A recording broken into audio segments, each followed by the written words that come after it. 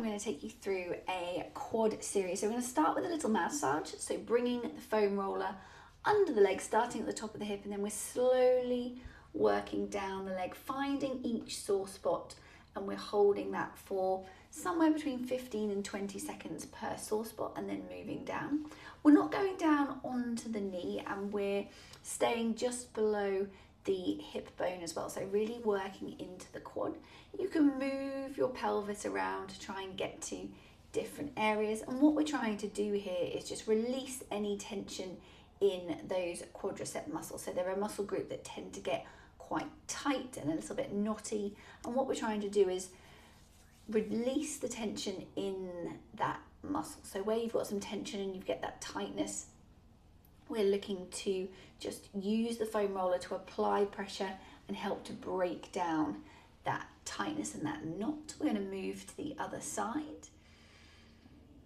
You can bend your knees, which will increase that tension in the quadriceps and will increase that pressure. If that's too much today and it's just too eye-wateringly painful, then just keep the legs long and you can just use your toes on the floor. Try and keep the weight on one quad over the other whilst you're doing this move. So you're just working one side at a time, and remember we're holding it for anywhere between 15 and 20 seconds per sore spot.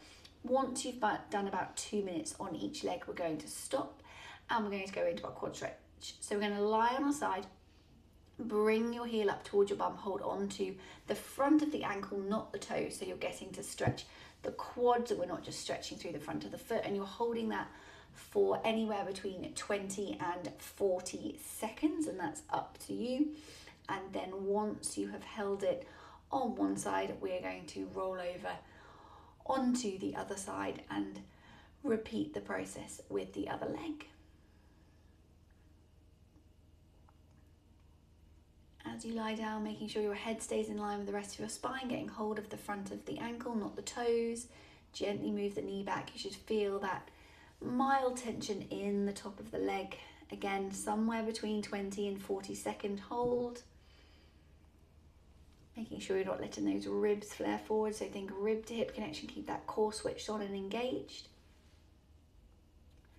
And then once you've finished the stretch on this side, we're going to move on to our final move, which is a little strength move for the hamstrings, and it's also going to help to just stretch out the quads a little bit more. So you're going to bring your knees so they're as wide as your mat, bring your heels together, and we're going to push the knees up into the air, hold for somewhere between 5 and 15 seconds, and then slowly lower. We're going to do 6 reps of this. So this is just good for, again, just stretching out the quad, just making those hamstrings work a little bit. So they are the opposing muscle group of the quad, so we want to fire them up here, just get them working, make sure those quads are stretching efficiently.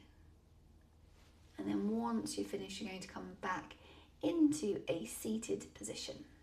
Thanks for joining me.